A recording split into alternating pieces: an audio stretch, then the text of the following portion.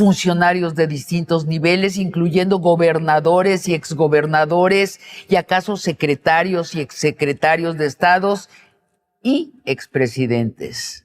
¿Sabremos algún día sus nombres y apellidos?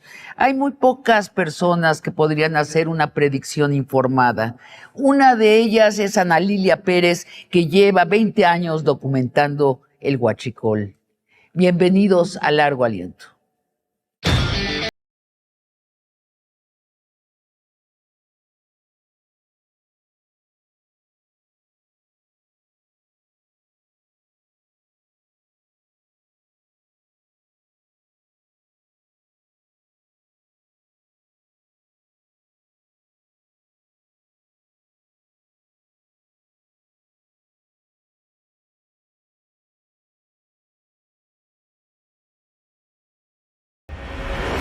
Ana Lilia, bienvenida a Largo Aliento. Gracias por invitarme. Ana Lilia, nos tienes que poner orden en el caos que está haciendo la prensa alrededor del huachicol. Ahora resulta que el organizador del huachicol se llama López Obrador, que esto empezó en 2018. Para empezar te pregunto, ¿eso es cierto? Bueno, es falso y lo saben las audiencias. En la prensa se está haciendo un uso a modo de algunas detenciones, pero pues yo puedo comentar desde cuándo empecé a documentar este problema. Te pregunto entonces, ¿cómo nace el huachicol?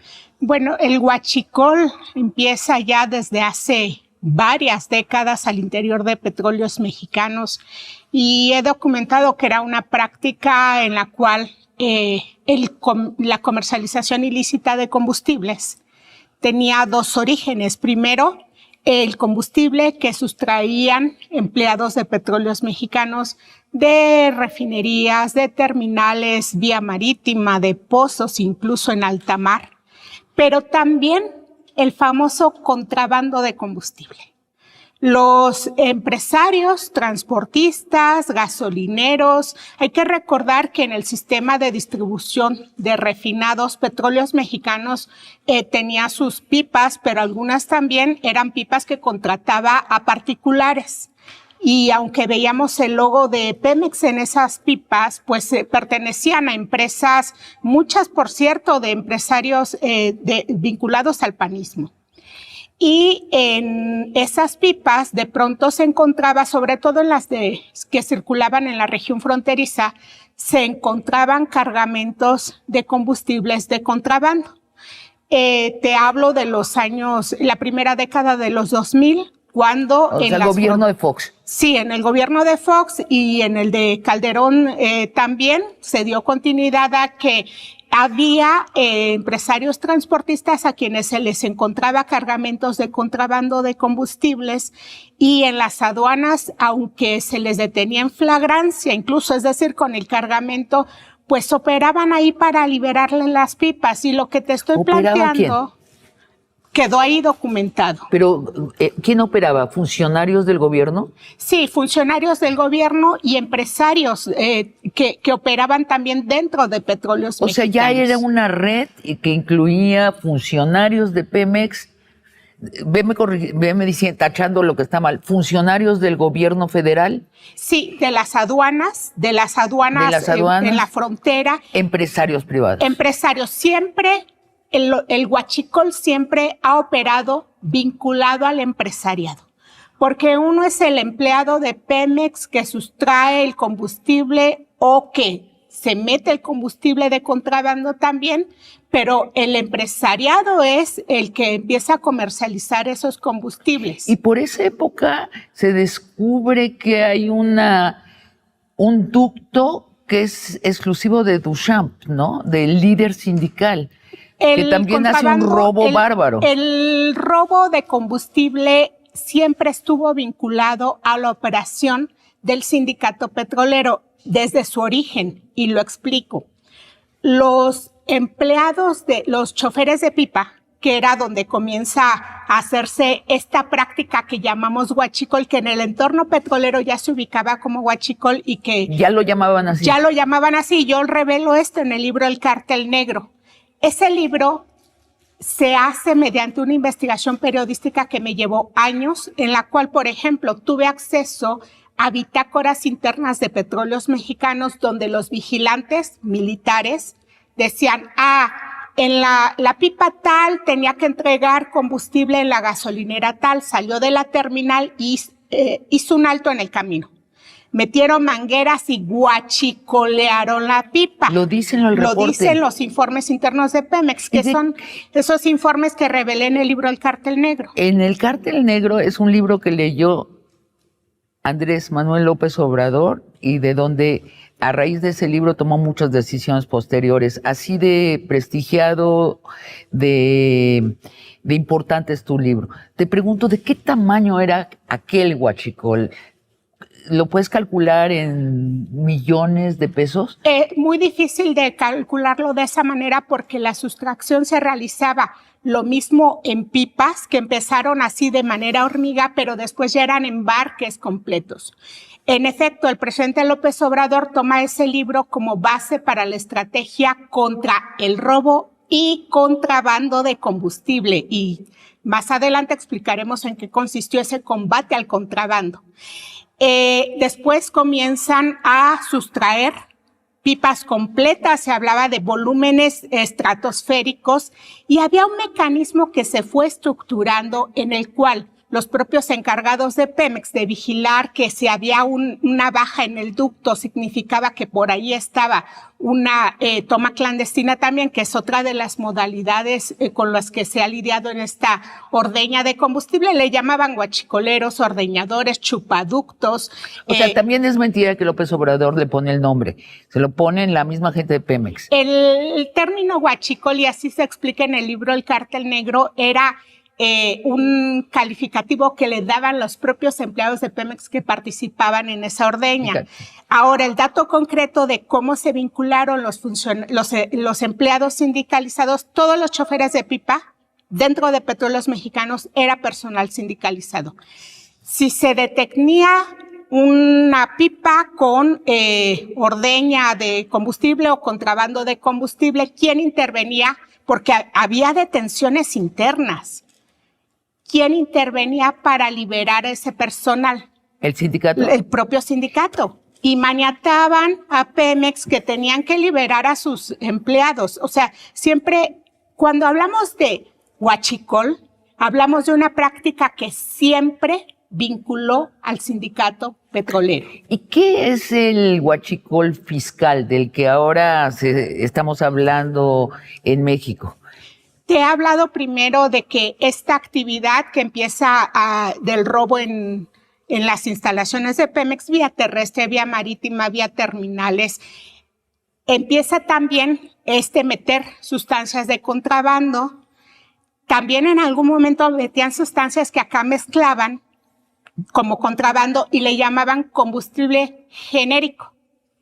Lo mezclaban con la gasolina. Con otras sustancias de más baja calidad y lo comercializaban en las propias gasolineras que operaban. El equivalente que en el alcohol le pusieras alcohol puro. Eran varias sustancias, que es otra práctica que se ha padecido ya desde hace varios años. El contrabando de combustible comenzó a operarse también, por ejemplo, se sustraía cargamentos vía el Golfo de México y a veces se mandaba hacia Estados Unidos, o sea, simulaban que cruzaba ahí la frontera y entonces lo regresaban por otra parte de la frontera. Ajá. Pero aquí, y es bien importante subrayarlo, con intermediación de empresas estadounidenses. Hubo años en los cuales, eso fue en el sexenio de Felipe Calderón. Eso ya es Calderón. Empresas estadounidenses reconocen que compraron combustible que había sido robado por los Zetas y que se comercializó en la Unión Americana. Porque en Calderón, si entiendo bien, la gran novedad es que los grupos criminales se integran a este gran negocio. Exactamente, y eso está también documentado, ubicado perfectamente en ese libro del Cártel Negro. Y aquí es importante subrayar que ese libro me lleva años de trabajo de reporteo en refinerías, en terminales, en plataformas. Yo ingresé varias veces a plataformas, pude documentar cómo era esa ordeña, pero también, y esto es importantísimo, en documentos internos de Petróleos Mexicanos. Ahora, Ana Lilia, déjame agregar esto. Tan lo sabía el gobierno de Calderón que a ti te sacan de este país para Sí. que tu libro no tenga la difusión que debe tener en su momento. O sea, tan lo sabían que te reprimieron. Y tan era un negocio en el cual ganaban los grupos criminales. El cártel de los Zetas es el primero que empieza en esa modalidad, que por cierto, la manera en la que hoy opera el cártel de Jalisco Nueva Generación, vinculado a empresarios también no solo de México, sino en Estados Unidos, es la misma, es el mismo mecanismo que tenían los Zetas, que fueron los que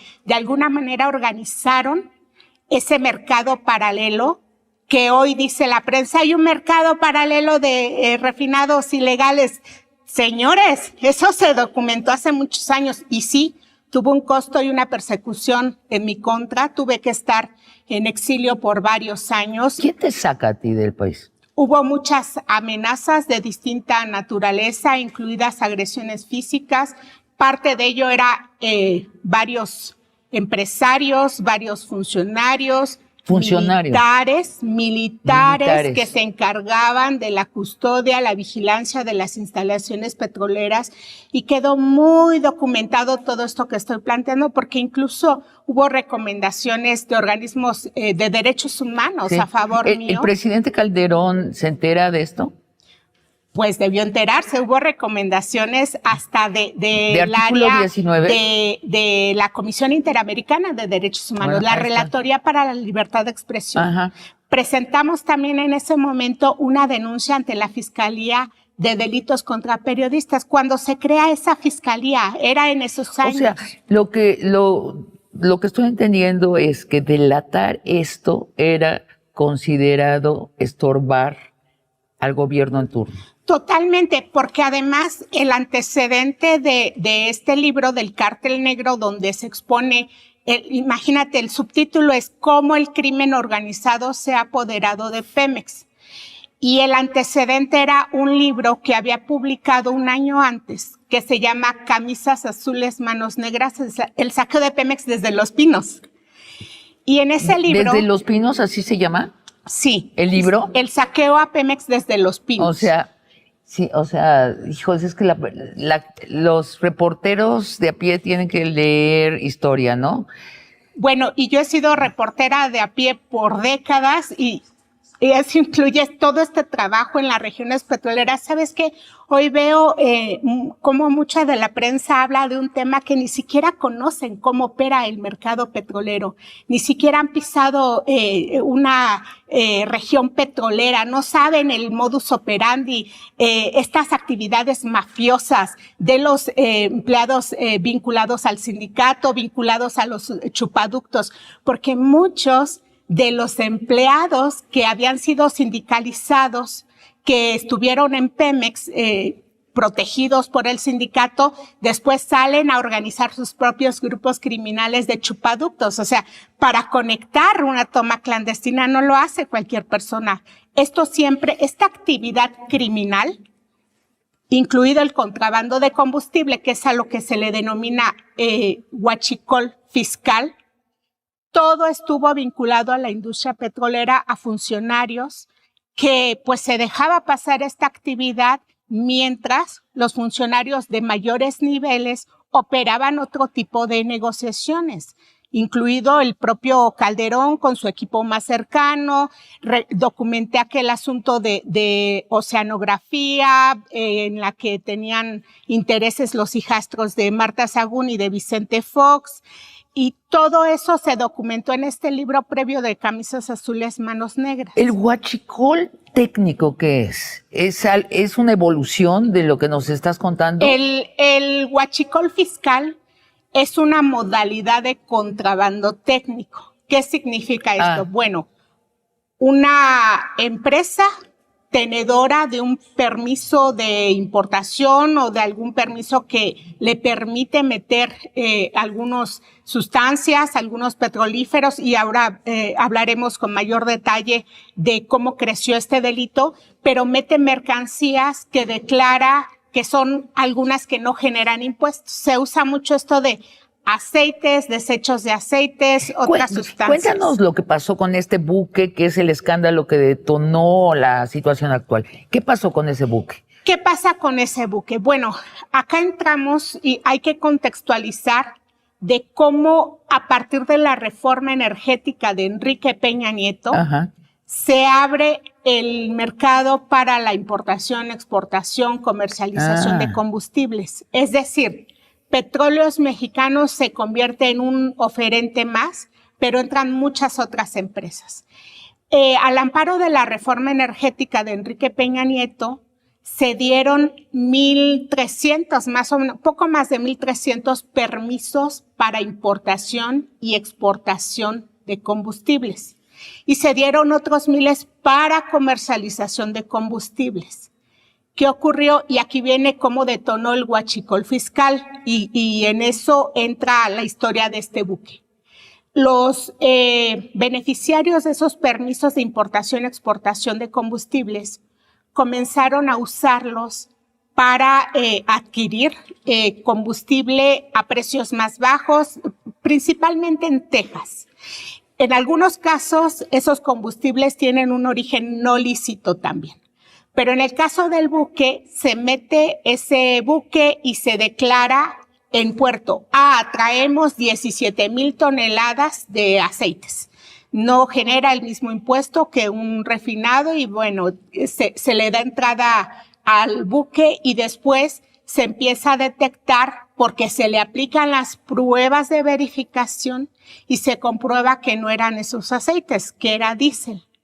Y entonces se hace todo este operativo en el cual se va identificando qué entradas había tenido el buque, qué tipo dónde se había guardado parte de ese cargamento. Están esas fotos que difundió todo el equipo de seguridad pública que empieza a hablar de que se hicieron cateos, se hicieron aseguramientos y que se llega hasta identificar esa red que estaba vinculada a ese contrabando. Ese es contrabando técnico. Se usa un documento donde dicen, estoy metiendo tal sustancia, pero es falso lo que ahí está declarando. Y el aduanero que está diciendo sí, este aceite está coludido. Totalmente. Ahora, el asunto es que técnicamente o en términos de normatividad, no basta que declare quien lleva el buque, traigo esta sustancia. No basta que quienes están en las aduanas digan, sí, es tal sustancia. Pues tendría alguien que ir a checar, pruebas, ¿no? Se tienen que hacer pruebas. Y no se hacen. En este caso se hicieron las pruebas. Por eso se detectó que era contrabando porque no era la sustancia que decían. Vamos a un corte y te sigo preguntando para que nos aclares esta gran red que por lo pronto la prensa está reportando como una maraña. No es una maraña, es una red muy bien establecida. Volvemos. Vimos a Roberto Madrazo salir en la televisión indignado porque existe el contrabando de hidrocarburos. Yo dije, pero este señor fue gobernador. Pero es quien y su lleva hermano, también a la función pública a Hernán Bermúdez, ¿no? Originalmente. Él lo lleva originalmente y además su familia ha estado en los puestos claves donde operó el huachicol. Sí, en Tabasco el huachicol operó desde hace muchos años.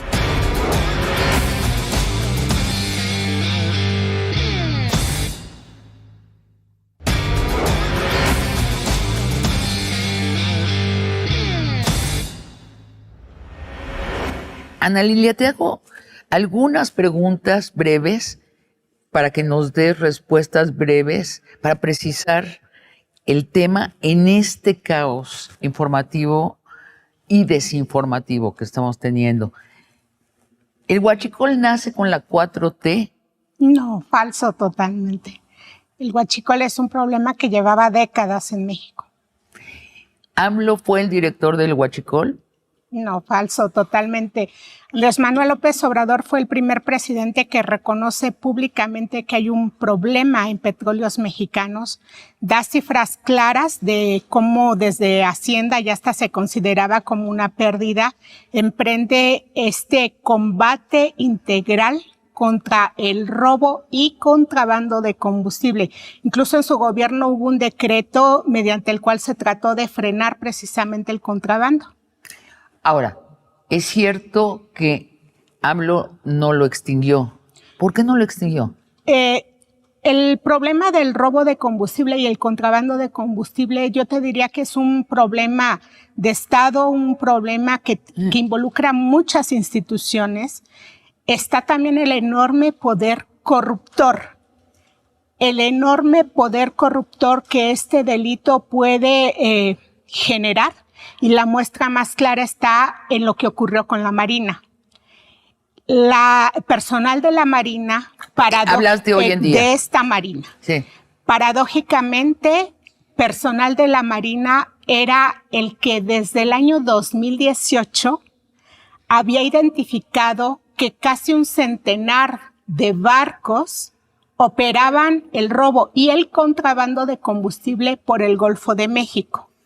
Esto que te estoy planteando lo publiqué en el año 2018 en un reportaje que tuve acceso a información interna de la Armada donde habían identificado qué barcos estaban participando en todo ese mecanismo. Y digo que es paradójico porque una vez que se les da todo este margen de operación de las aduanas, mayor nivel de operatividad a la Armada. Bueno, la idea de AMLO era que la Armada y la Marina sí iban a poder controlar las aduanas. Y la realidad es que varios de sus elementos terminaron involucrados en ese delito. Esa es una realidad, es algo que ha reconocido la propia Armada y por eso creo que los controles internos, que la Armada había tenido controles internos importantes, pero no hubo la debida indagatoria a tiempo, no se fortalecieron esos controles internos porque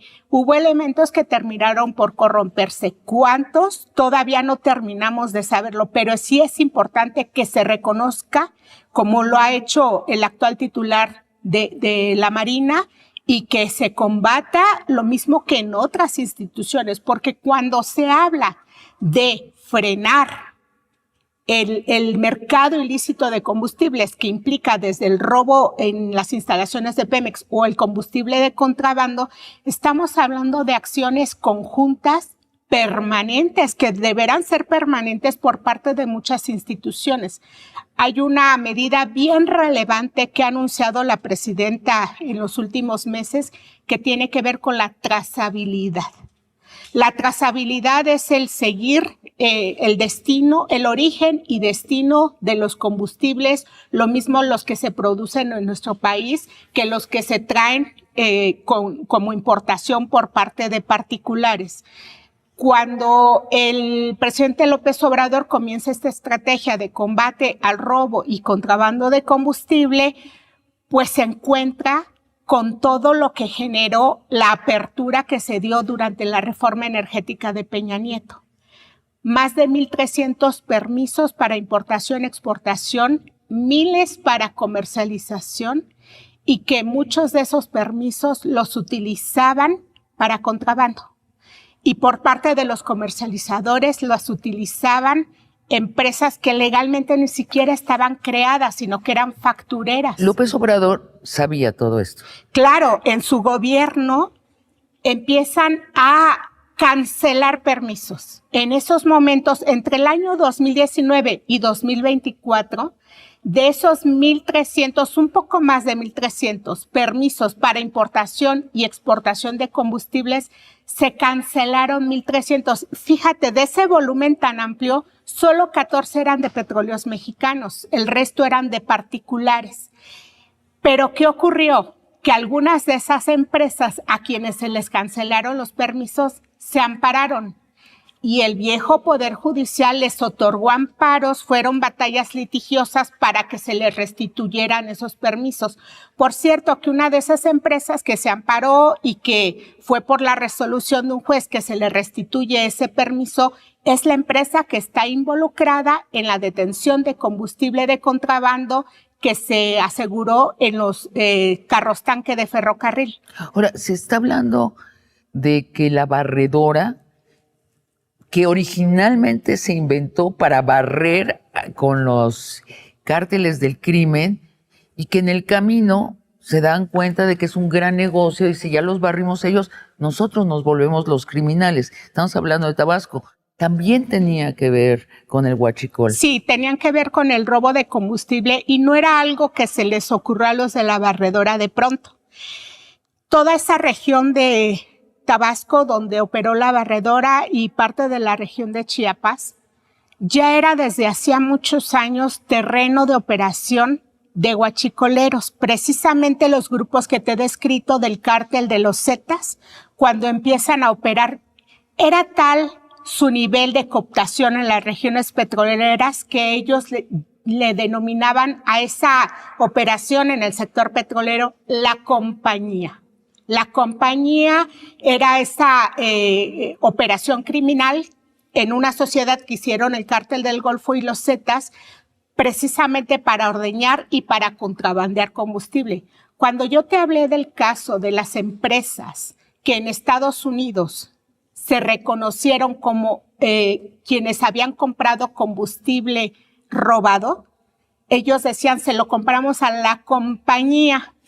Se reconoció ese delito. ¿Y por qué es importante recordar eso?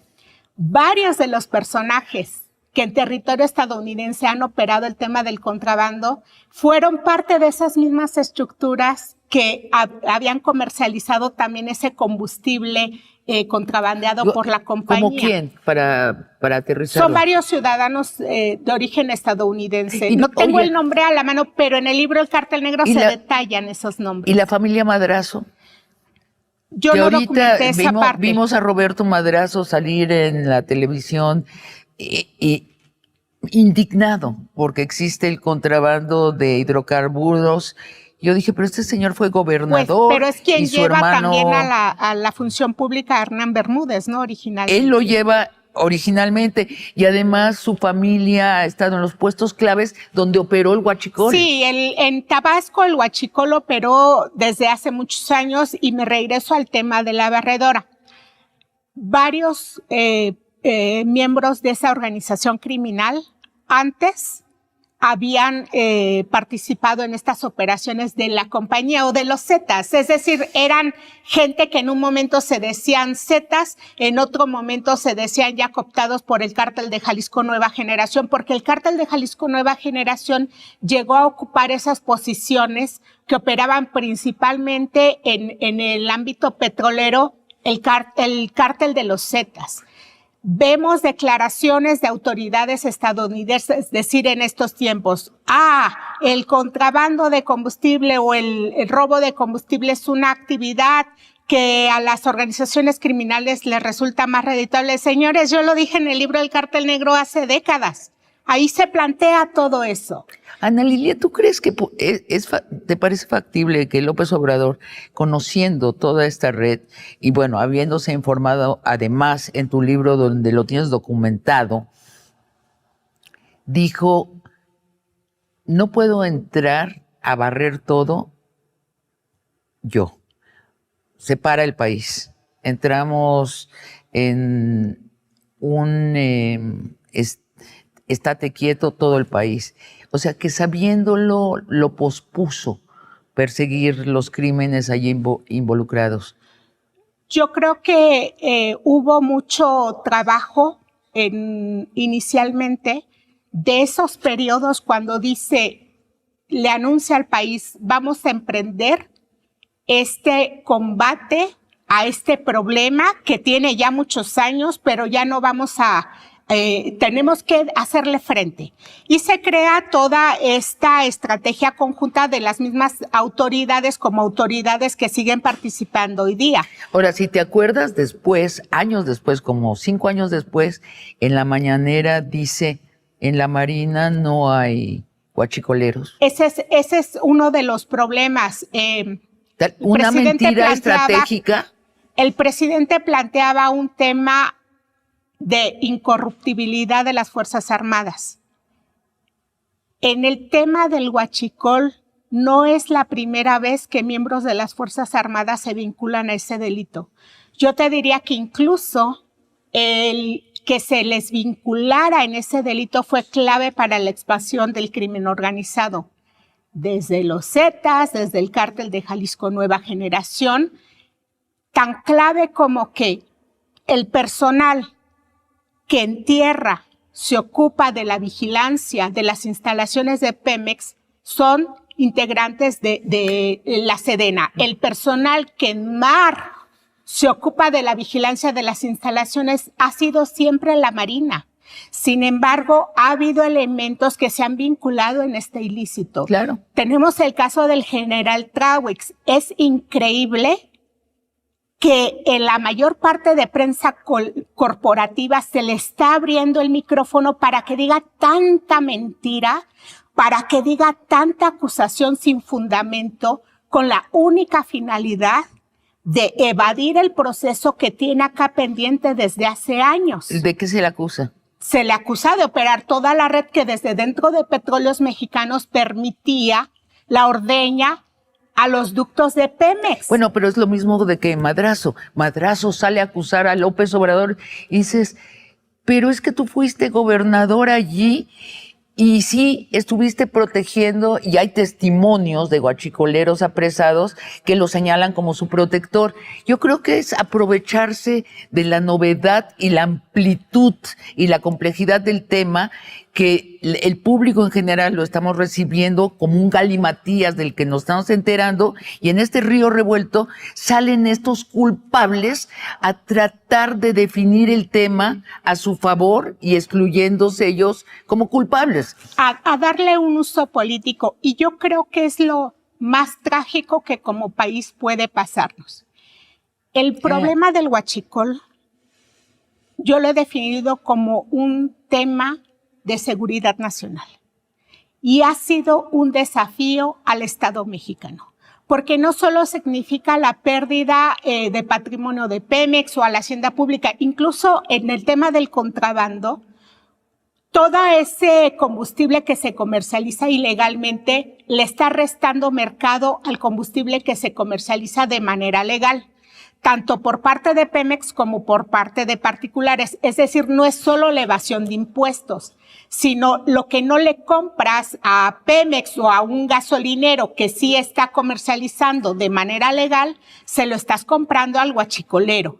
¿Quiénes le compran? Bueno, hay muchas empresas de transporte que han estado involucradas en este tipo de compras. Ha habido también empresarios gasolineros.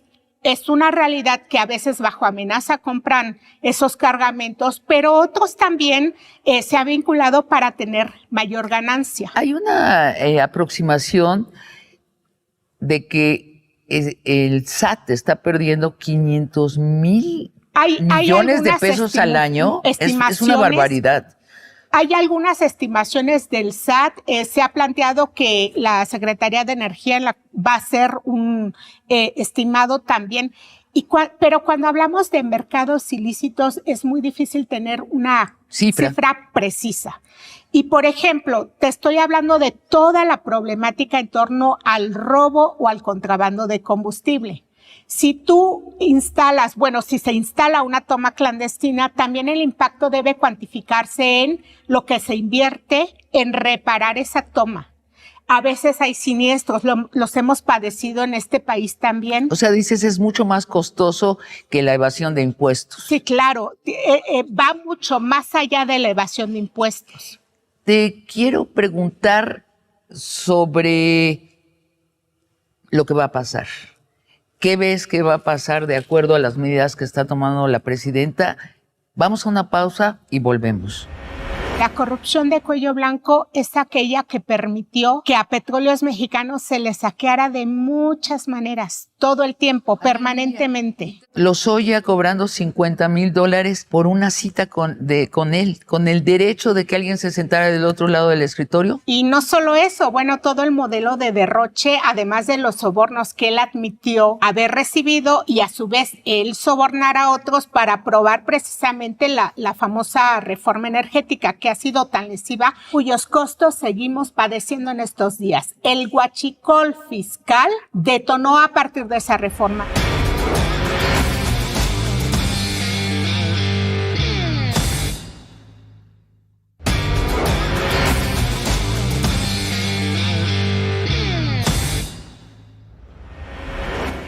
Ana Lilia, la presidenta Claudia Sheinbaum dio su anuencia o la orden, tú nos aclararás, para que se destape toda la red de contrabando de hidrocarburos y para que se llegue a fondo en esas investigaciones. Y el comandante de la Marina también se ha alineado a la limpia. Yo nunca había visto en México pasar estas cosas. Nunca había visto que un presidente dijera, vamos contra la corrupción, o sea, que viniera desde el gobierno la delación de la corrupción. No, que la presidenta dijera, no, no es un buque, es una super red. O sea, que ella acusara el tamaño de esa red y mucho menos había visto a un almirante cabeza de la Marina reconocer que hay corruptos dentro de la Marina y prometer que tope con quien tope, viene la averiguación y el apresamiento de los corruptos. ¿Les crees? Hace bien la presidenta en plantearlo de esa manera, porque el problema está en muchas complicidades ahí, muchas. El hecho de que en estas detenciones se detuvo a empresarios, se detuvo a personal de la Armada, da avisos de lo que ella ha prometido de tope donde tope, llegar hasta el fondo. ¿Le crees? Pues yo quiero creer que será así, que finalmente se irá hasta el fondo en desarticular esas redes de corrupción. Esta problemática, esta vinculación del crimen organizado en el sector petrolero es un tema que me ha ocupado décadas como periodista. Décadas investigando lo mismo el delincuente de cuello blanco que pues criminales armados que operan estas redes. Se ha planteado en el actual gobierno toda una estrategia para sacar adelante a Petróleos Mexicanos. El sacarlo adelante financieramente, el sacarlo adelante como una empresa que recupere su razón de ser, aunque está toda ahí lastimadita, saqueadita, pero sigue siendo la petrolera número 13 a nivel mundial. ¿13? Número 13 a nivel mundial. ¿3? 13. 13. Pero a pesar de todo el saqueo que se A pesar de todo eso. A pesar de todo. Porque llegó a ser la cuarta, ¿no? Del mundo. Y el yacimiento Cantarell llegó a ser el segundo yacimiento más importante a nivel mundial. Época de López Portillo. Cuando empieza a operarse, pero todavía en épocas recientes que se siguió sacando de ahí mucho, se obtuvo muchos recursos públicos. Imagínate, Petróleos Mexicanos en algún momento lo que generaba en recursos públicos que no vimos reflejado. ¿Y te sorprendió al almirante? Y ahí voy con esto que se ha planteado, me sorprendió muchísimo. Más, primero, ¿verdad? por el reconocimiento que se hace de tenemos un problema de corrupción. Lo reconocemos y nos comprometemos a atenderlo, porque no solo fue el día domingo cuando se anuncian estas detenciones de 14 personas, empresarios, personal de aduanas y personal de la Marina, capitanes, un contraalmirante que estaba bajo investigación y el vicealmirante detenido. La cercanía, además de ellos, los sobrinos políticos del anterior secretario de Marina. Es muy fuerte por lo que ello implica. Pero solamente reconociendo que está ese problema lo van a poder atender. Y fue todavía este mensaje que se presenta el 16 de septiembre, donde le dan la voz primero para que el secretario de Marina plantee el mensaje que quiera dar y se refiere a ese problema. ¿No se sabía de qué iba a hablar? Pues yo no lo sabía. A ver, Ana Lilia, yo te voy a contar un artículo de Loret de Mola del día siguiente.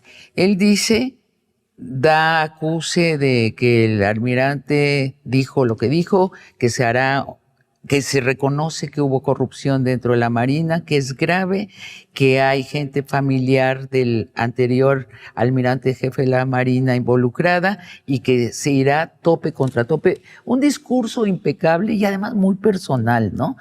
Del almirante. Da acuse Loret de Mola de eso y dice después que el almirante dio el discurso en desobediencia a la presidenta, que la presidenta le dijo que no lo diera y él la desobedeció y lo dio, y que la investigación del huachicol va en desobediencia de Claudia Sheinbaum.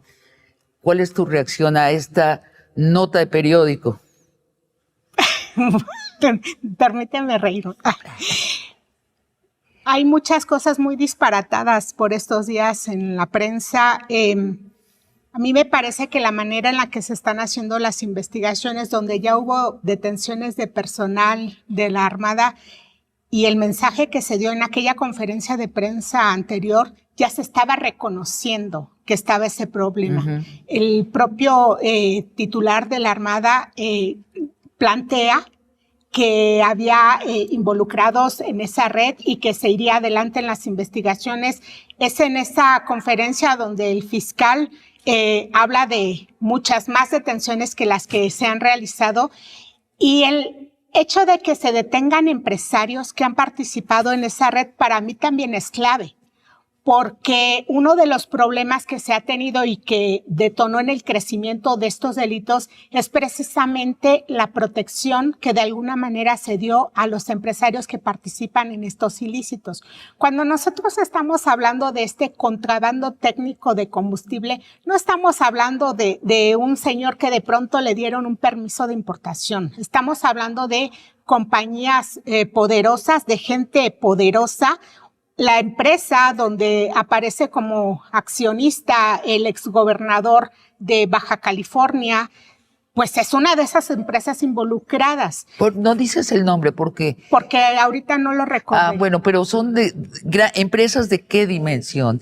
Ingemar se llama la empresa, sí. Ingemar, y es una de las que se aparece involucrada y que se reconoce que cuando se hace la detención de esos carrotanques de ferrocarril, esta compañía está bajo investigación. O sea, no son pequeñas empresas, son empresas transnacionales. Son empresas que muchas se crearon a partir de la reforma energética de Peña Nieto. ¿Por qué? Esa reforma, y aquí es un momento clave para analizar esta problemática, te planteaba que al amparo de esa reforma se dieron más de 1,300 permisos para importación y exportación, pero nunca se revisó la trazabilidad de los combustibles que se comercializarían de manera libre. ¿Qué significa esto? Que no se llevaba una revisión de qué estaban metiendo, de a dónde iba ese combustible, del origen de ese combustible. No había una revisión. ¿Y esto es por torpeza o por conveniencia? Porque se sabía que era un gran negocio para los involucrados. Bueno, se sabía que era un gran negocio y era el negocio, uno de los negocios más anhelados, yo te diría desde épocas de Salinas. ¿Por qué? Cuando empieza todo este modelo de privatización de las empresas públicas, el sector petrolero no se privatizó. Era un tema también muy vinculado al nacionalismo que públicamente los priistas no se harían cargo de manejarlo de esa manera. Sí. Sin embargo, en la operación diaria, en el día a día, en el entorno petrolero, se le fue sometiendo a un modelo donde se subutilizaban las refinerías. ¿Qué significaba eso? Que se producía mucho menos combustibles de los que tenían capacidad las refinerías. ¿Qué pasaba entonces con el abasto interno? Fueron creciendo las importaciones. ¿Quiénes ganaban? Bueno, quienes hacían esa intermediación de la comercialización de combustibles. Siempre se buscó que hubiera una libre apertura en ese mercado. Se buscaba, al final generó un caos terrible, que eso es precisamente lo que detonó todo este contrabando técnico. Ya tienes un permiso donde dice que tú puedes meter combustible, solo que metes un cargamento y no dices que es un combustible, dices, es un desecho de tal. Y tienes ahí paga sobornos en aduanas, en los puertos, a miembros de la Armada que dejan que pases la mercancía sin revisar lo que estás pasando. Y te vuelvo a preguntar, ¿es torpeza o es a propósito crear esta jauja de la corrupción?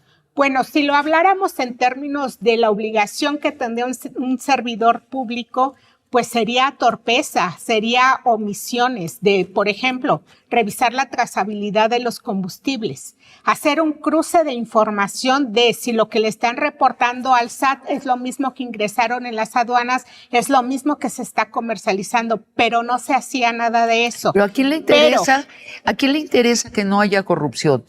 Yo veo a mucha gente que le interesa que haya corrupción. Pues a los beneficiarios de la corrupción les interesa que haya corrupción. No veo el incentivo para los gobiernos de que no haya corrupción. Bueno, ahora los planteamientos que se están haciendo de ir a fondo en las investigaciones, pues apuntan hacia poder combatir esa corrupción.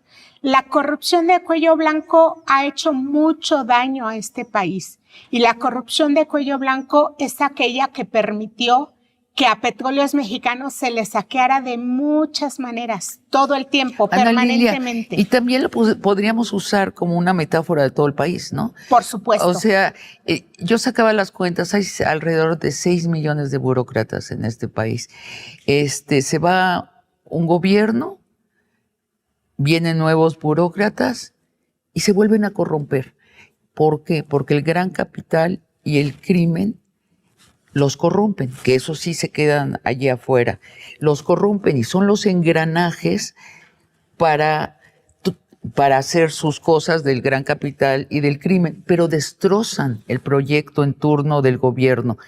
Y creo que estoy describiendo algo que no es nuevo en México, sino que es históricamente cómo han sido los gobiernos mexicanos desde la colonia a esta época.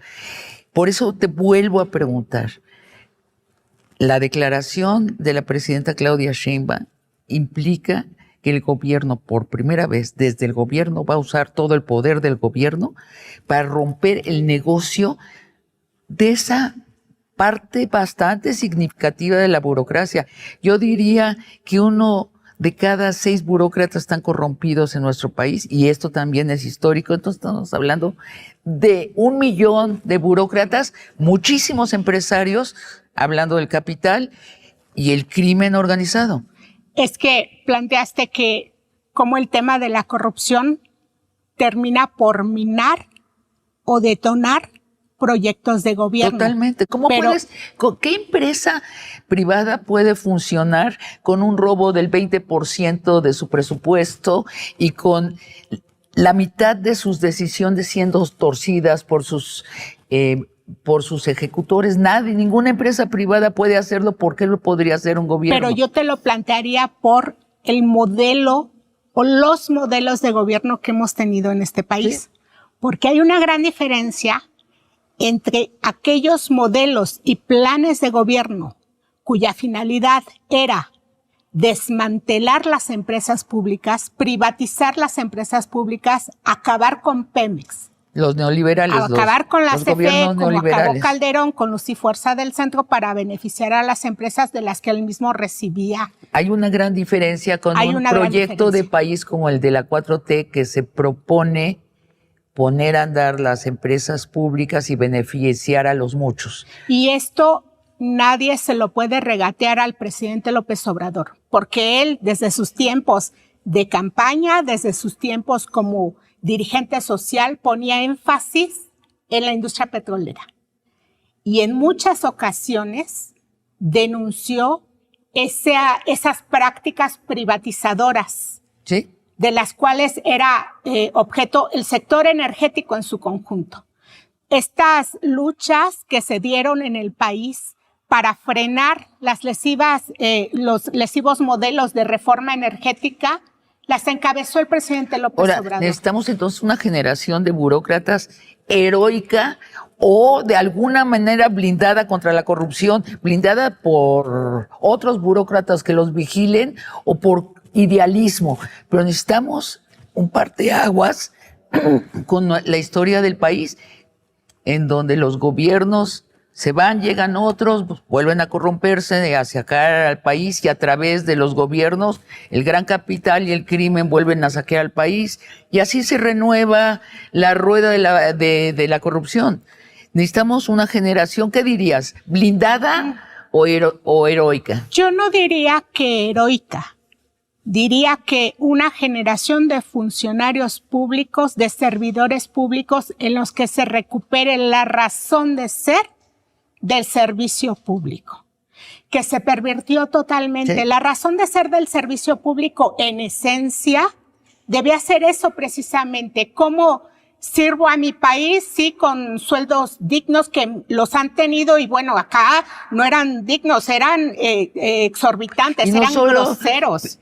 Lozoya cobrando $50,000 por una cita con él, con el derecho de que alguien se sentara del otro lado del escritorio. Es real. $50,000 para él. Tenía un operador ahí que oficialmente en Pemex tenía un cargo directivo y que su función era hacer las gestorías para ver quién iba a entrar a hablar con el director general.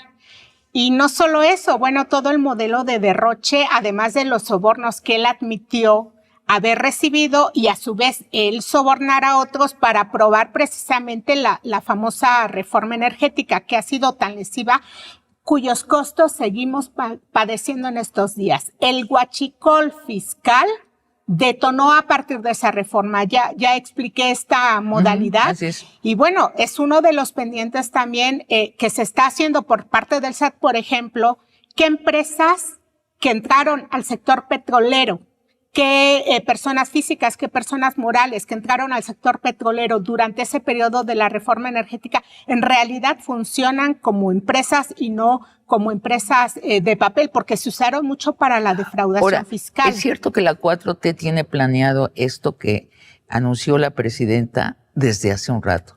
Aquí estuvo la directora del SAT del sexenio pasado y nos decía, no, es que la mitad de los grandes contribuyentes no pagan impuestos.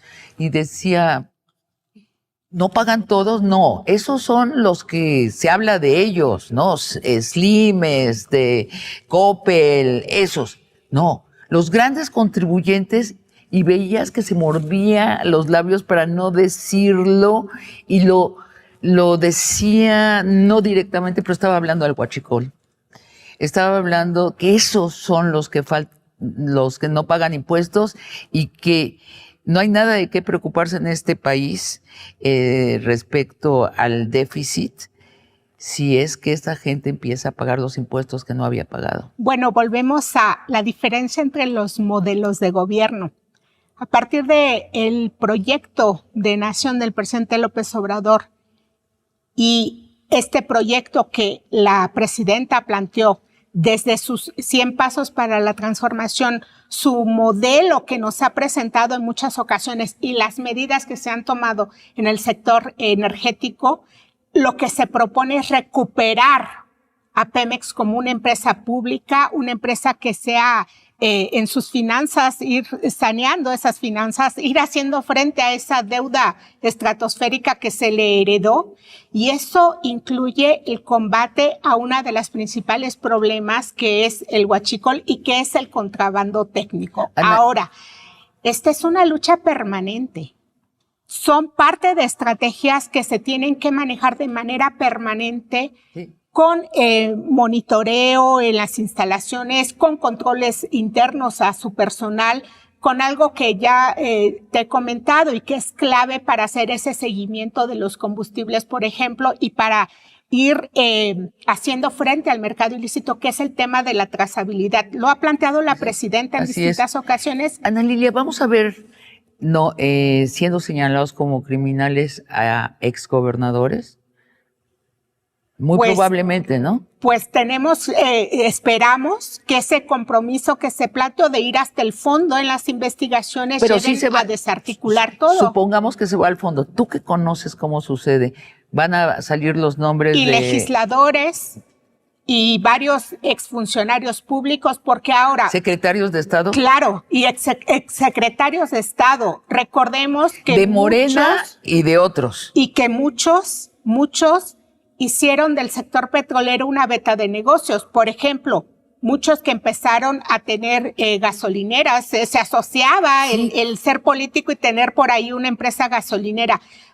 Cuando se habla de ir hasta el fondo en este combate al robo y contrabando de combustible, eso incluye empresas particulares, transportistas, gasolineros, comercializadores, quienes operan los permisos, quienes permitieron esas operaciones que no revisaron. Es decir, una limpia a fondo también en el sector público, porque hablamos de personal de aduanas, personal de la Armada, personal de Sedena, si se trata de personal que está asignado a la vigilancia en tierra de las instalaciones O sea, de Pemex. una gran red. Ana Lilia, pronto te volvemos a invitar para sacar las cuentas de qué frutos van cayendo. Yo preveo que van a ser frutos de todos los colores, no solo morados, van a ser tricolores, van a ser muchos azules. Ojalá que así ¿sí? sea, porque estamos hablando de un problema grande para el país desde hace décadas y que se le tiene que hacer frente. Muchas gracias, Ana Lilia. Encantada. Y a ustedes, amigos y amigas, los espero la próxima semana en otra conversación de largo aliento.